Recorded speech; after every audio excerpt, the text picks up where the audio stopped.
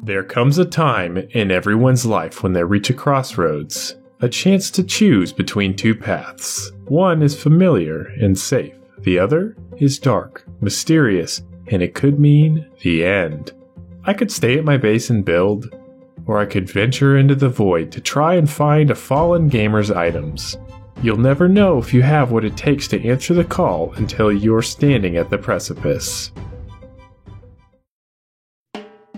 Hi, I'm Juber and welcome back to the NSG server. Last time, we worked on an iron farm with Weaselfan. We built our rocket shop and we did a small makeover to our Mesa village. Today, we're going to get full netherite gear, finish our iron farm, and move our storage and crafting area indoors.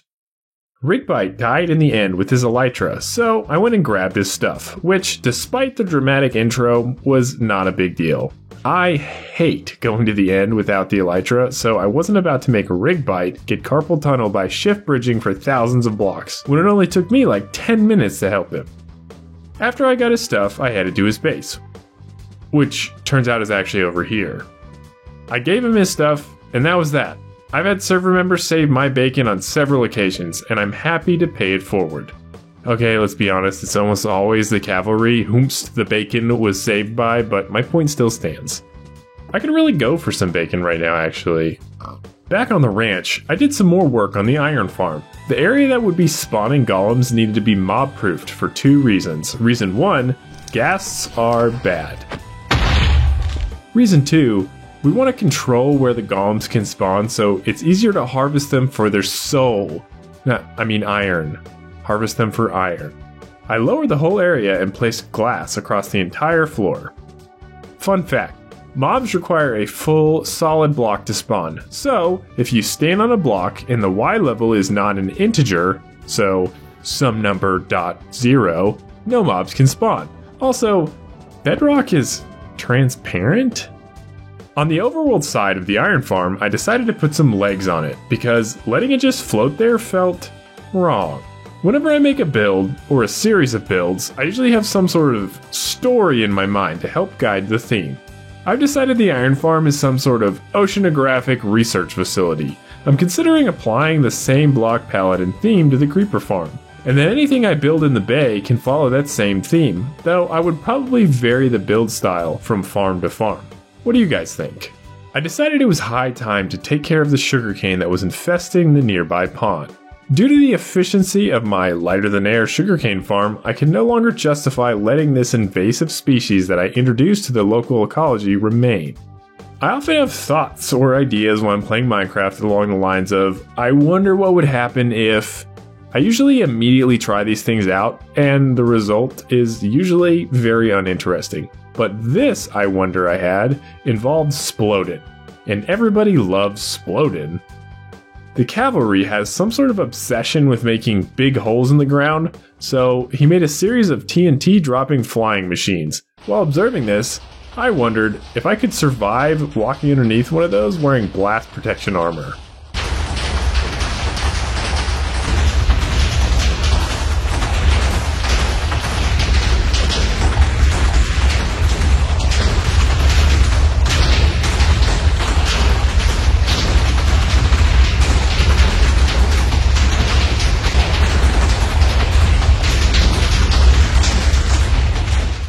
Apparently, you can. Barely. I guess this thing is dropping 12 TNT per second or something. I'm pretty sure that I took more damage from falling than sploding, though. I'm also pretty sure I would have died without the regeneration from golden carrots. Would recommend as a food source.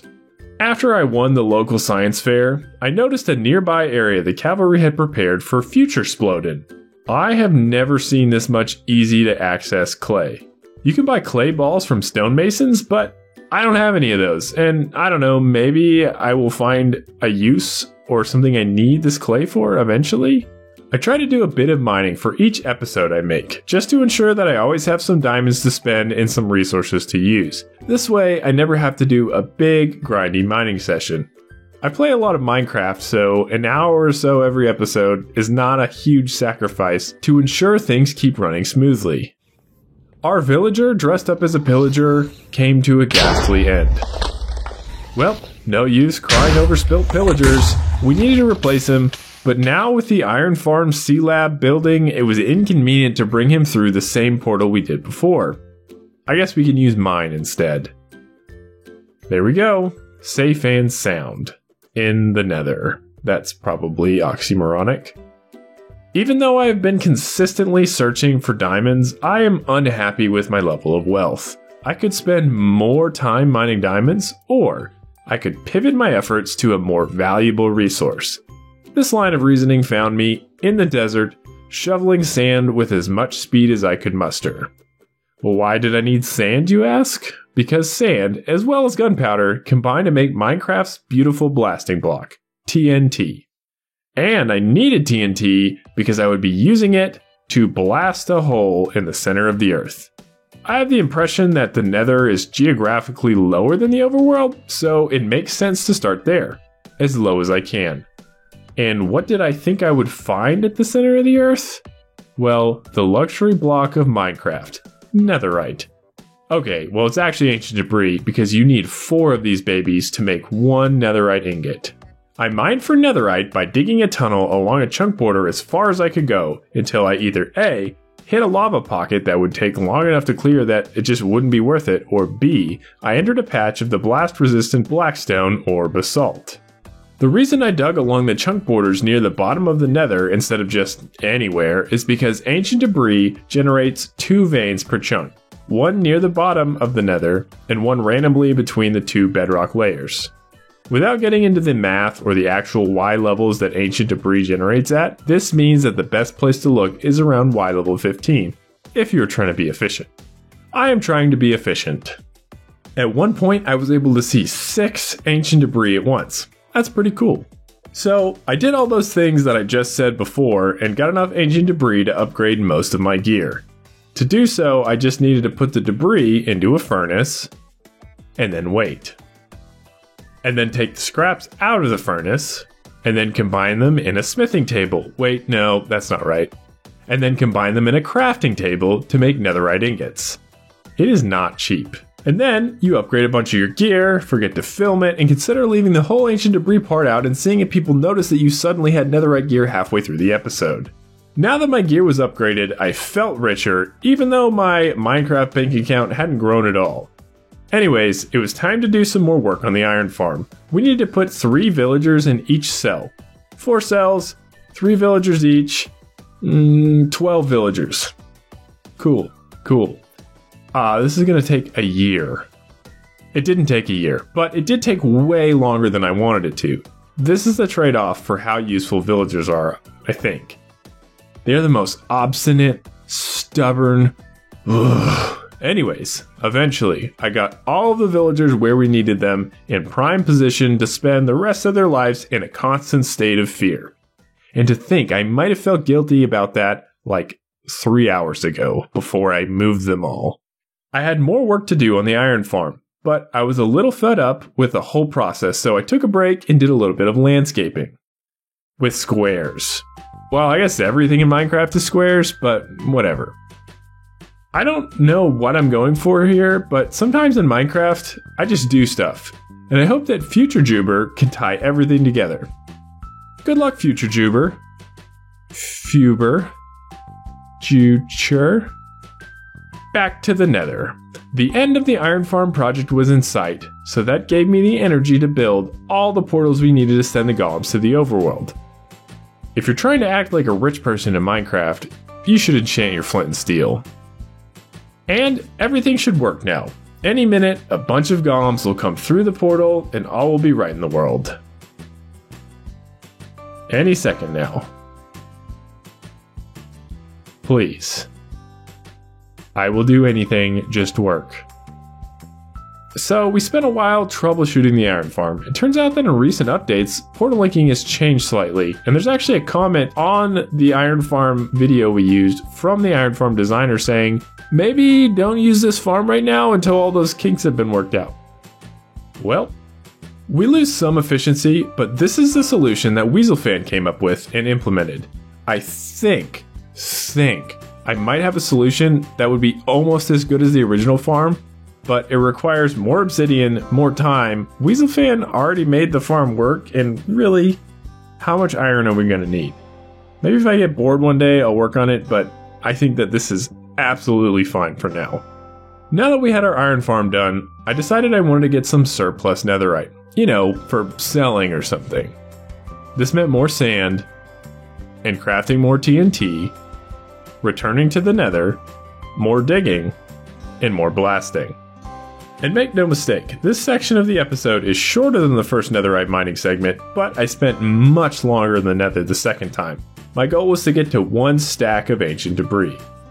Success. Time to head back topside. I didn't have quite enough gold to craft up my netherite ingots, so I way overpaid Weaselfan for some, out of laziness.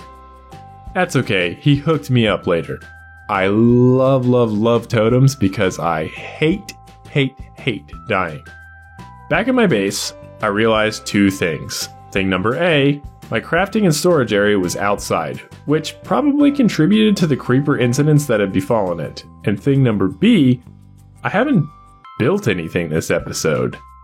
I wonder if there's some way we could combine those 2 problems to make one great big opportunity. Cue the resource montage. We need dark oak and normal oak and glowstone and crafting, shulkers and terracotta and... oh wait, no, we actually had everything else we needed, so I guess that's the end of that. We did a little land prep to get ready for our new building. I don't know what I'm supposed to call these. Houses? Facilities? For this building, I am sticking to the build style and general block palette, in a different color obviously. However, I'm going to do one thing radically different. Diagonal building. I've never tried this before, so I'm glad that the general concept for these housilities in my village is fairly simple. I don't want my village to be all straight lines, so in order to give it a more organic look, I'm going to have to get outside my comfort zone. This room would be slightly more useful with a floor, I think. And then came the roof. This gave me so much trouble. I spent about 20% of my time designing the rest of the building, and the remaining 80% just on the roof. Nothing special really to say about the roof though, I just didn't know how to do diagonal roofs, and now I do. Kind of. And now for the interior. The other village buildings' interiors were dictated by functionality, and this one is no exception. I needed to fit all the chests I'm currently using, as well as all of the crafting tables, benches, stations, whatevers that I could think of. And it needs to look good. I am confident that I might have achieved one of those things. Also, this is where I'm going to store the current map of my base. I don't know where I'm going to put the locked historical versions yet, but I'll figure something out. Ahead of me, I still had the unenviable task of moving all of my items from where they were to where I needed to be. So I did that. It took like an hour.